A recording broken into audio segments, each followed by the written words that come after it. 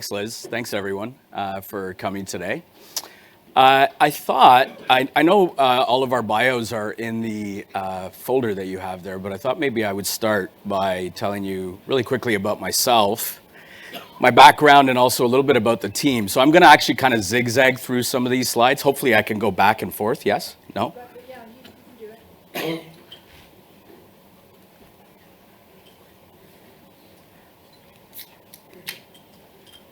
All right. Primarily because I believe that the people within your firm are the primary reason for your growth as a business as well. So prior to putting Evolve together, I ran Canada for WisdomTree. WisdomTree is one of the world's largest ETF providers. And prior to that, I ran the retail business for Fiera Capital. So Fiera has about 160 billion in assets. They're one of the largest independent managers in the country. And then prior to that, I built a business with a couple of the people that are up on your screen there, a structured products business called Propel Capital, and built it up to about $1 billion, and then sold that to Fiera, which is why I went to go and run their retail business. And then going all the way back, I think some of you will be of the vintage that you would remember a company called Jovian Capital. Jovian was a mid-sized financial services company. We managed about 13 billion in assets. The crown jewel that emerged out of that business is that we incubated Horizons ETFs, which is now one of Canada's largest ETF providers. Funny story about that, actually. It's a 30-second story. This was 2003 when we met the founder of Horizons. His name was Adam Fileski. And Philip Armstrong, who ran Jovian, asked me to participate in the meeting to determine whether we wanted to actually make an investment in Horizons. And so we sat with Adam, and he told us all about the ETF business, which was still very young. And I remember at the end of the meeting when he left, Philip turned to me and he said, "Raj, ETFs, think they've got legs?" I said, "Not a chance." Obviously, I was wrong. And we actually said no to Adam originally. And then he just asked for a second chance to come back, and he pitched us the company again, and we decided to. It was actually a $100,000 investment that we made, along with a lot of our shared services. And the business ended up selling to Mirae, which is a large Korean ETF firm, for 130 million about 5 years later. So it turned out to be the best investment that Jovian made. And I was a director for the firm and also helped with some of the product development as well as sales and distribution. So Michael Simonetta was my partner at Evolve. Elliot and Keith worked with me at Fiera. Scarlett worked with me at Fiera. Steve worked with me at Fiera. Probably about 80% of the people that work with me have worked with me in a previous life. I guess one of the advantages of getting older in the business, one of the few advantages of getting older, is you get to meet a lot of good people. You also get to meet a lot of not so good people. And when you get to the stage where you're setting up a business, you get to pick and choose the people that you want to bring onto your team. So now I'm going to go backwards, I hope. There we go. When I left WisdomTree, actually one last point on my background. When I left WisdomTree in 2016, I was trying to figure out what I wanted to do. I wasn't sure if I should just go and take a big bank, cushy job running an ETF platform, which 2 banks actually offered me, or decide to go and build a business again. This is my 3rd business that I've built. And I figured if I go and take that cushy job at the bank, it'll be like a warm bath and I probably won't want to get out. So I decided I was going to build again. When I started putting my plan together for Evolve, I remember most of my friends and colleagues saying, "You're crazy. It's just way too competitive. There's way too many players in the ETF space. The margins are too low in terms of the products. You're never going to be able to make it." A lot of people actually said that to me.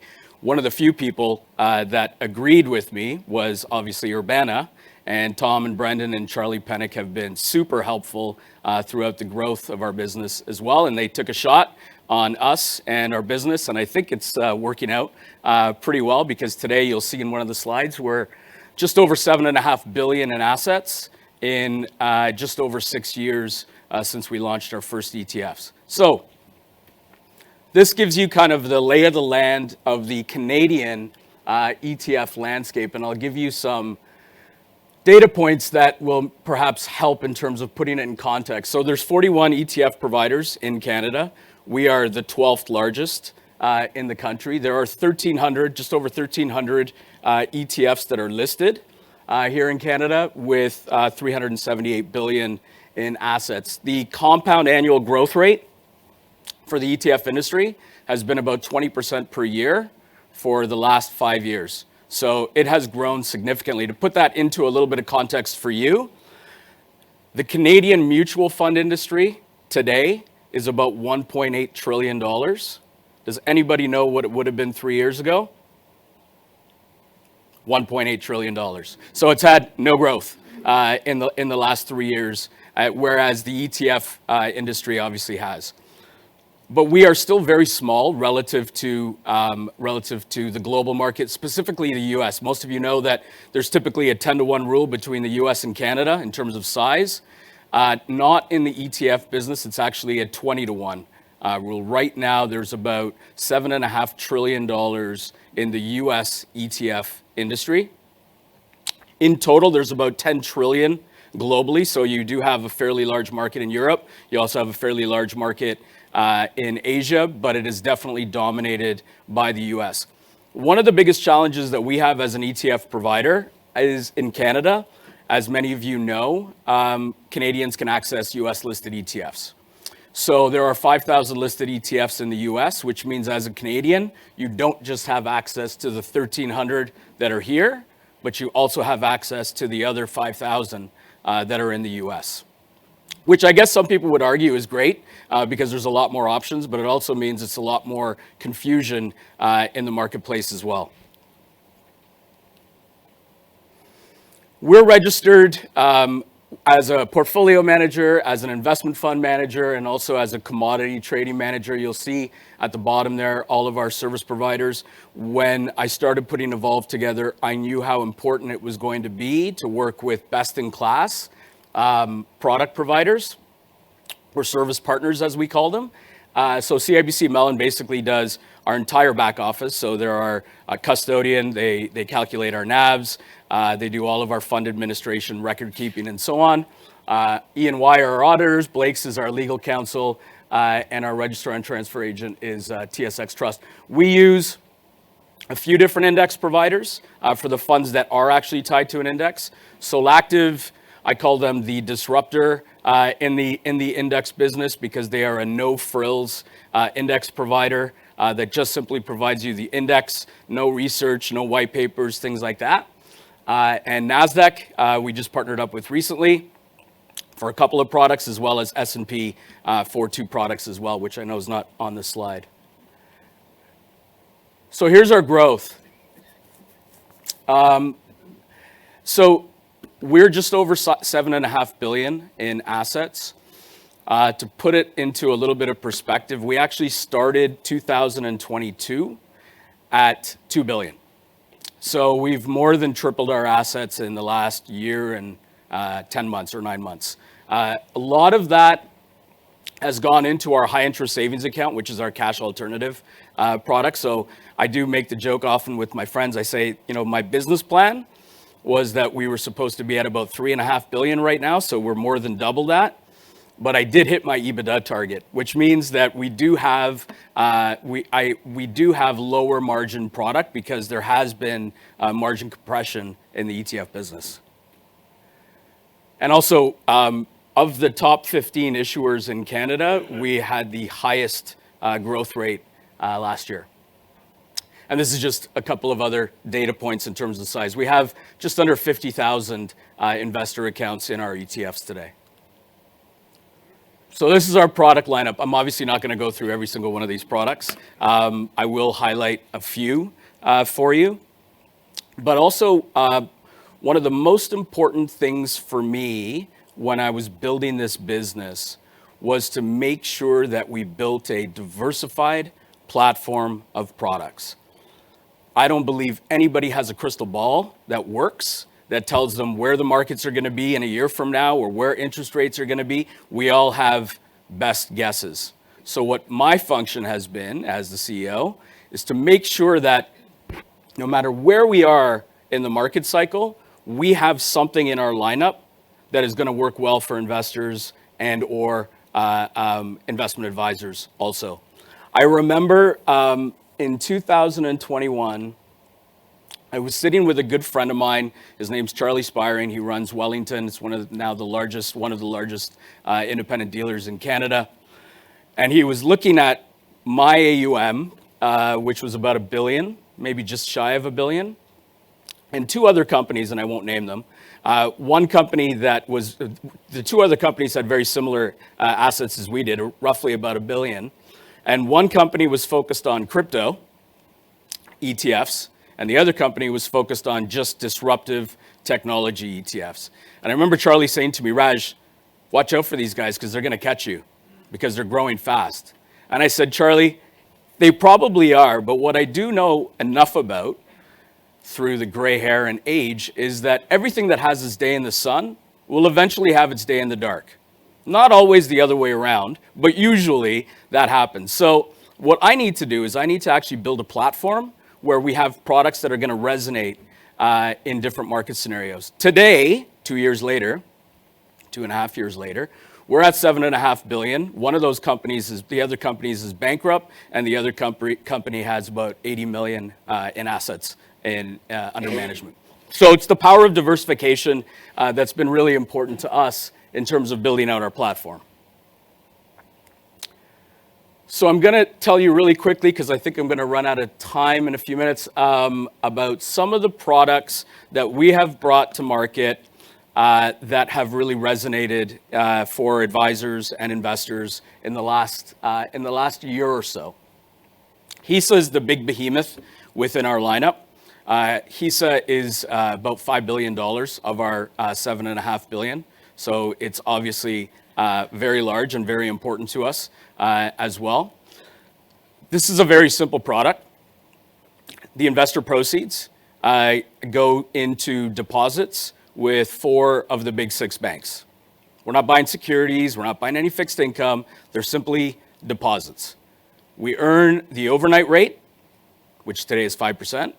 I stayed at 5%. We earn the overnight rate plus about 48 basis points above that. Our management fee is 15 basis points, so net to the investor is about 5.33, 5.34%. It is the best cash option for Canadian investors today from a yield to liquidity perspective.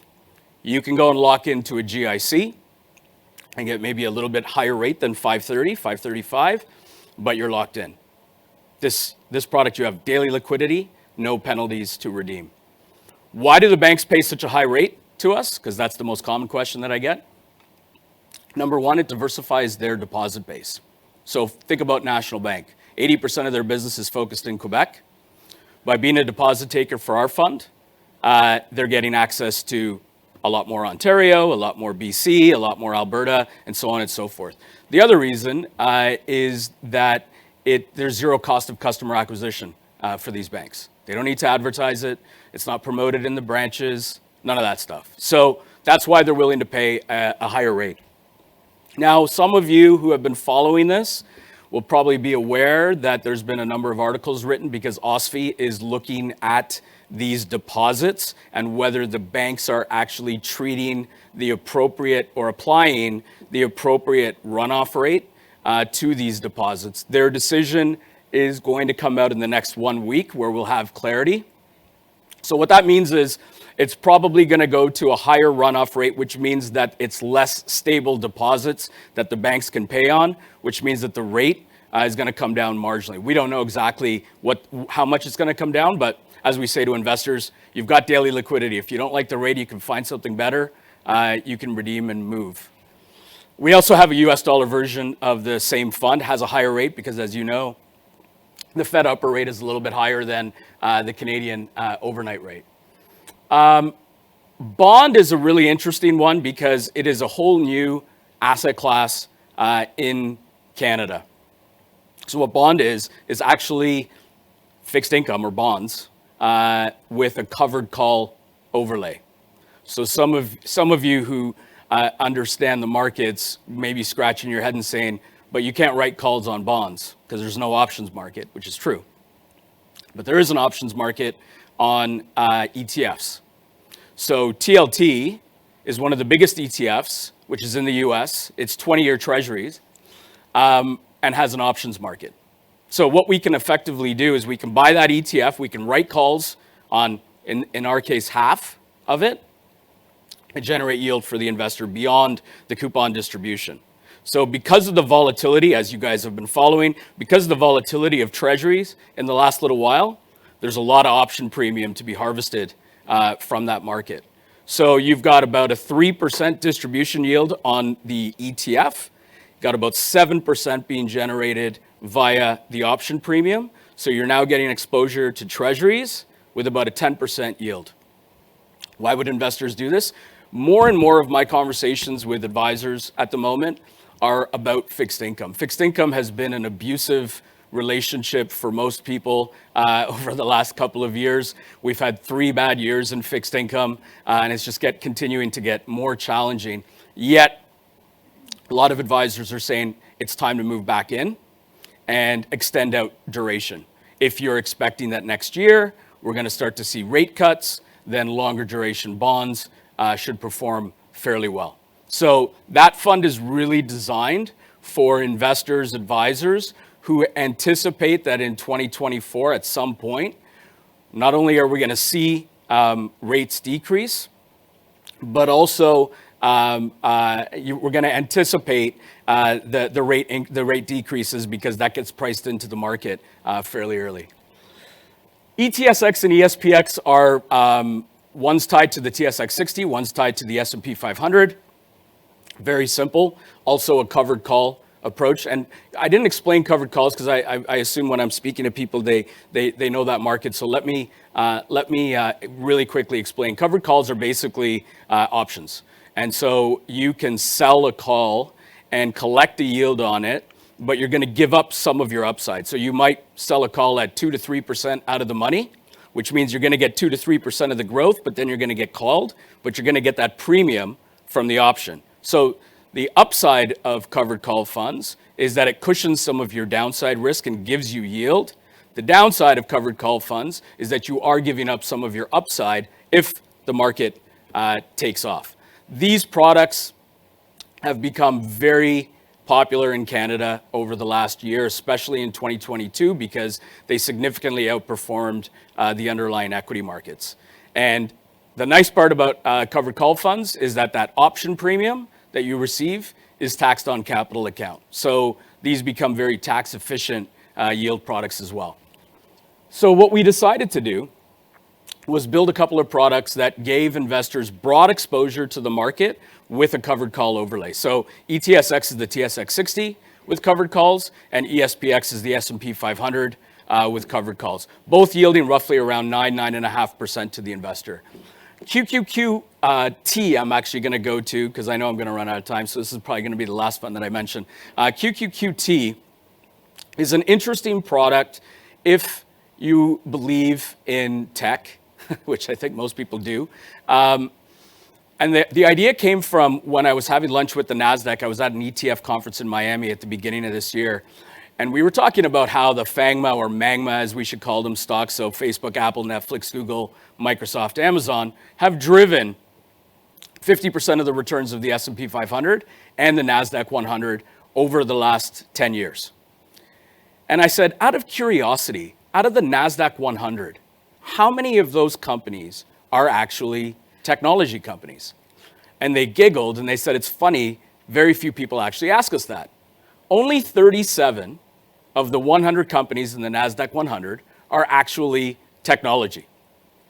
Now, those 37 represent 60% of the market cap of the index, but most people that allocate to the Qs, as they call it, or the NASDAQ 100, do so to get more tech exposure because it's synonymous with technology. Yet, what they don't realize is that they're also buying Pepsi, Marriott, Starbucks, Lululemon, lots of healthcare companies as well, which are diluting their overall returns if they're buying it for the technology. So we said we need to create this product and we need to partner with NASDAQ. So what we created was just the tech component, those 37 companies in the NASDAQ 100 that are purely tech focused. And we partnered up with NASDAQ. We launched this fund about a month ago. Obviously, it's highly correlated to the performance of technology, but so far it's been the best performing technology fund in Canada since we launched it. With that, I know I'm going to run out of time. I thank you very much, and obviously happy to take any questions that you might have. Thanks.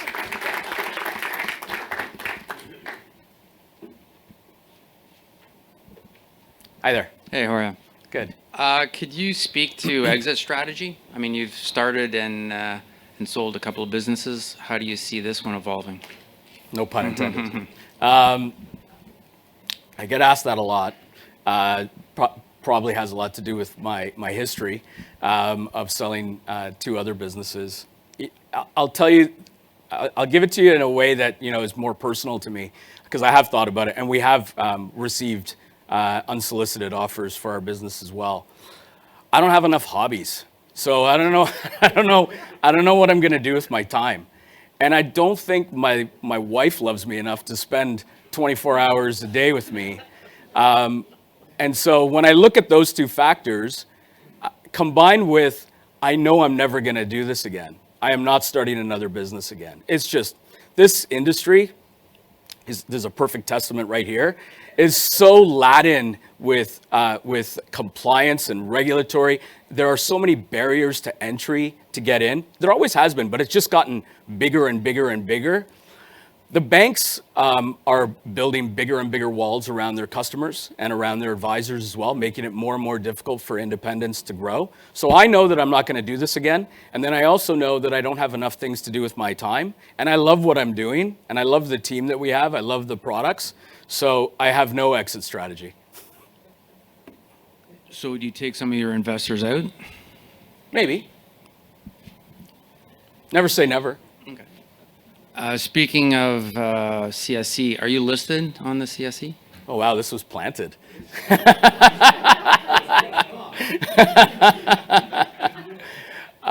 No, Richard and I need to sit down and talk. So, no, we are not. We didn't have the ability to list ETFs until very, very recently. But trust me, Raj and I have been, sort of winking at each other across the room for a while now. So could you give us a date? Brandon, this was planted. I swear, I was about to ask it. I swear it wasn't planted. I was going to ask you and introduce you to Richard. I'll happily buy lunch. You two go out for lunch. Send me the bill. Okay. We have to sit down and talk. And what about other portfolio companies? What sort of do you have any relationships with others like Highview, Caldwell Securities? Are there any relationships there that we could get some comfort in knowing that there's greater distribution? We have talked to Highview a couple of times about a couple of our products. To my knowledge, they have not used any of our funds. And I will preface that with one thing that we didn't talk about is that in the ETF industry, there is very little data transparency. And it drives me nuts because we live in a data world. And so when you buy our ETF, I don't know who you are. I just know the dealer that you cleared through, which is usually one of the banks.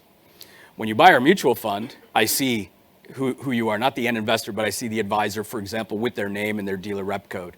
So the mutual fund industry has far better data transparency than the ETF industry. The banks won't supply the names of the advisors using the funds or our ETFs and so on. So Highview could be an investor in our ETFs, and I wouldn't know unless they told us. But they haven't told us, so I don't. Caldwell Securities does use some of our our HISA fund. I think that they've also used some of our other products here and there in the past. That'd be correct. And my expectation with the new hires that we've had in the last little while, particularly Mr. Tony Sierro, that my expectation is that will continue to grow. Right. And could there be a Caldwell Investment Management managed product at some point? We have never talked about it. Looks like you're taking a lunch. And we'll send Tom the bill.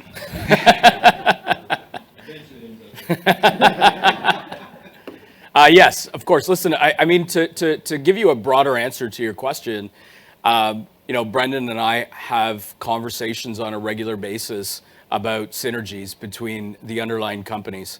And, I'm a big believer that we should be trying to support each other and building each other's businesses. So I can't speak for all of the other companies in the portfolio, but I expressed that opinion to Brendan last summer when we had lunch together and we talked about it. And I think, we even talked about maybe all of the individual CEOs meeting up on a quarterly or semi-annual basis to talk about where potential synergies could be. I think that that's a good thing. When I was at Jovian, it was very similar.